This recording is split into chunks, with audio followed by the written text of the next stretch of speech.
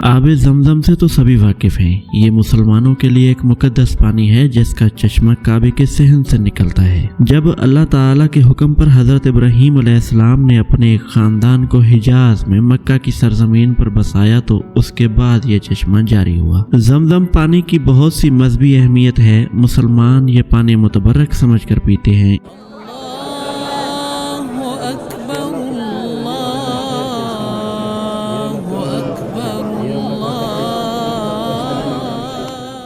इस पानी को हज और उम्रा के दौरान जियारत के वक्त पिया जाता है और अक्सर लोग इसे अपने साथ वापस ले जाते हैं। यहाँ एक सवाल पैदा होता है कि अगर ये पानी हजरत इब्राहीम अलैहिस्सलाम के तवस्सुत से मुतबर्रक हुआ तो दूसरे इब्राहिमिक मज़ाहिब के नज़दीक इस पानी की क्या हैसियत है। बनी इसराइल की मज़हबी किताबों में ज़मज़म पानी का जिक्र नहीं मिलता और ना ही उनकी रिवायात में इसके बारे में कोई खास राय मौजूद है। ज़मज़म पानी और उसकी कहानी खास तौर पर इस्लामी तालीम और उसकी तारीख का हिस्सा है। इसकी एक खास वजह है। बनी इसराइल के उलमा का बनी इस्माइल के साथ एक खास किस्म का हसद और तासुब इतना गहरा था कि उन्होंने इस्माइल अलैहिस्सलाम और बनी इस्माइल के साथ जो भी अच्छी चीज मंसूब थी वो सब की सब अपनी किताबों से हज़फ कर दी। मसलन हजरत इस्माइल अलैहिस्सलाम की जगह वो हजरत इसहाक अलैहिस्सलाम को ज़बीउल्लाह करार देते हैं। हज बैतुल्लाह जो कि हजरत इब्राहीम अलैहिस्सलाम का शुरू किया हुआ था उसका जिक्र तक मिटा दिया अपनी किताबों से, चूँकि हज उस मकाम पर होता था जिस मकाम पर हजरत इस्माइल अलैहिस्सलाम और उनकी वालदा हजरत हाजरा बसते थे।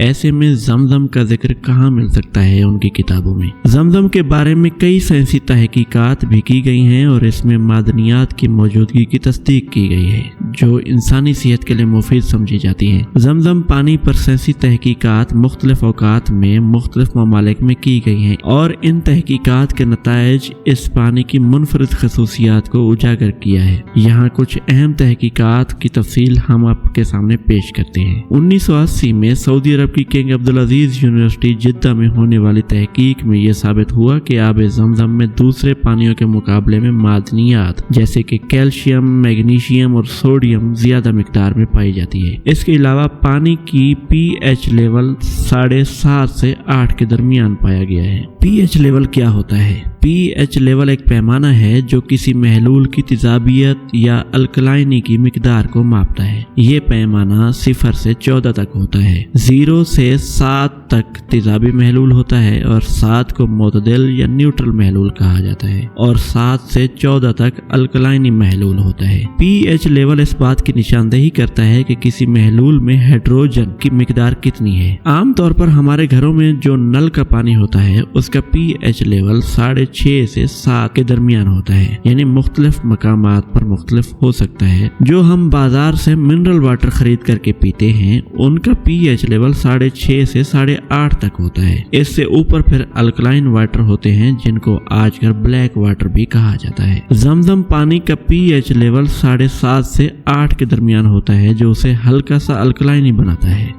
ये खसूसियत ज़मज़म पानी की मुनफरिद सिफात में से एक है। इससे भी पहले 1970 की दहाई में जर्मनी के प्रोफेसर डॉक्टर नोबेल ने ज़मज़म के मुख्तलिफ नमूनों के टेस्ट किए और बताया इसमें मुज़र सेहत बैक्टीरिया की मौजूदगी के कोई शवाहिद नहीं मिले। इसके अलावा उन्होंने पानी की डेंसिटी और पानी में मौजूद मिनरल की मिकदार की भी जांच की। सन 2000 में जापान के डॉक्टर मसारो इमोटो ने दुनिया भर से लिए गए पानियों के मुख्तलिफ नमूनों पर एक तहकीक की जिसमें ज़मज़म भी शामिल था। डॉक्टर इमोटो एक बिजनेसमैन हैं और शौकिया मुहक्किक जो पानी के क्रिस्टल के बारे में अपनी तहकीकात के जरिए मशहूर हुए। डॉक्टर इमोटो की तहकीक गैर रिवायती और गैर साइंसी थी जिसको बाद में कई साइंसदानों ने चैलेंज भी किया जिनका चैलेंज डॉक्टर इमोटो ने कबूल नहीं किया। बहरहाल ये जैसी भी थी एक सतह की तहकीक तो थी।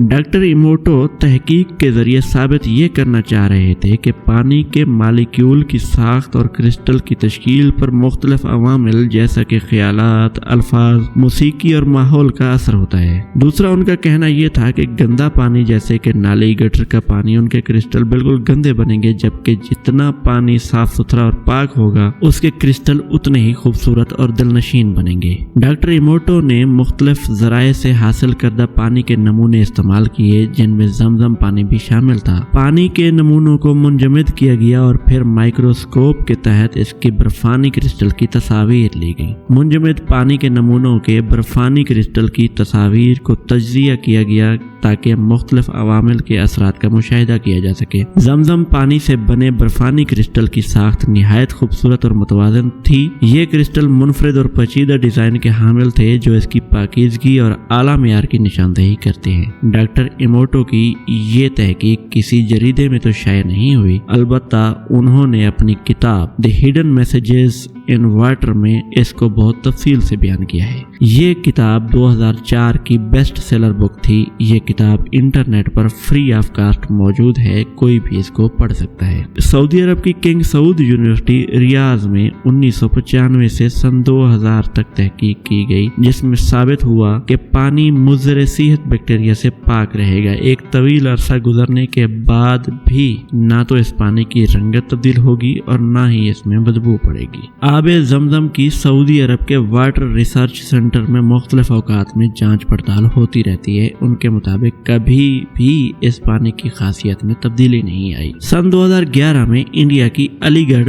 مسلم یونیورسٹی میں بھی اس آب زمزم پر اسی طرح کی ایک تحقیق کی گئی۔ اس تحقیق میں اس بات کا اضافہ ہوا کہ آب زمزم میں chloride, sulphate, by carbonate, fluoride, nitrate کی موجودگی ہے۔ تاریخی دستاویزات اور روایات کے مطابق زمزم کا کنواں مختلف اوقات میں بند ہوا اور پھر دوبارہ کھولا گیا۔ یہ بات آپ کو معلوم ہوگی کہ جب حضرت ابراہیم علیہ السلام نے اپنے بیٹے حضرت اسماعیل علیہ السلام اور اپنی بیوی سیدہ ہاجرہ کو اس جگہ پر بسایا تو اس وقت ایک یمنی قبیلہ بنی جرہم بھی ان کے ساتھ ہی آ کر بسا۔ بعد میں اسی قبیلے میں سیدنا اسماعیل علیہ السلام نے شادی بھی کی اور ایک عرصہ دراز تک یہ قبیلہ وہیں آباد رہا اور آب زمزم کے کنویں کی دیکھ بھال کرتا رہا۔ ایک عرصے کے بعد جب بنی جرہم نے کسی وجہ سے مکہ چھوڑا تو کنویں کو مٹی سے بند کر دیا۔ اگر آپ نے حضور اکرم صلی اللہ علیہ وآلہ وسلم کا نسب نامہ پڑھا ہو تو اس میں ایک نام قصی بن کلاب کا آتا ہے۔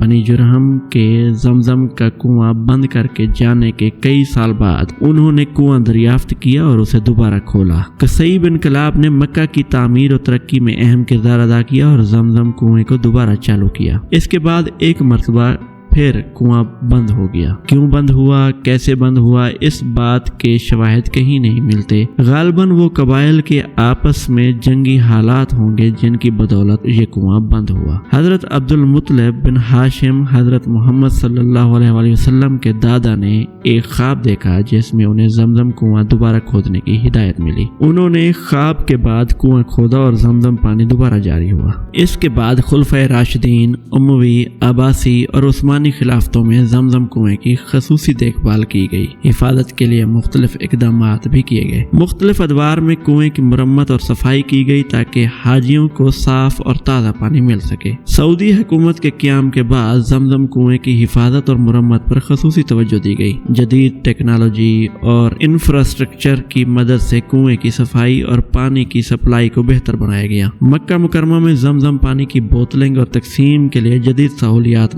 قائم کی گئی۔ اسلامی دور شروع ہونے کے بعد زمزم کا کنواں کبھی بند نہیں ہوا الا یہ کہ زمزم کنویں کے مرمت اور صفائی کی غرض سے کبھی کبھار چند دنوں کے لیے بند کرنا پڑا ہو۔ 1953 میں سعودی حکومت نے زمزم کنویں کی صفائی اور مرمت کا ایک بڑا منصوبہ شروع کیا جس کی وجہ سے چند دن زمزم کی فراہمی منقطع رہی۔ 1979 میں ایک نیا پمپ سٹیشن قائم کیا گیا اور کنویں کی مکمل صفائی کی گئی۔ اس وقت بھی چند دنوں کے لیے زمزم کی فراہمی بند رہی۔ تاریخ میں کبھی کبھار آنے والے سیلاب کی وجہ سے زمزم کا کنواں متاثر ہوتا رہا اور پانی کی فراہمی بھی تعطل کا شکار ہوتی رہی، لیکن زمزم کا کنواں مکمل طور پر بند کرنے کی نوبت کبھی نہیں آئی۔ حرمین شریفین کی تعمیرات اور توسیع کے دوران زمزم کنویں کی حفاظت کے لیے خصوصی اقدامات اٹھائے گئے۔ سعودی حکومت کے دور میں جدید تکنیکوں کا استعمال کرتے ہوئے زمزم کنویں کی حفاظت اور پانی کی فراہمی کو یقینی بنایا گیا ہے۔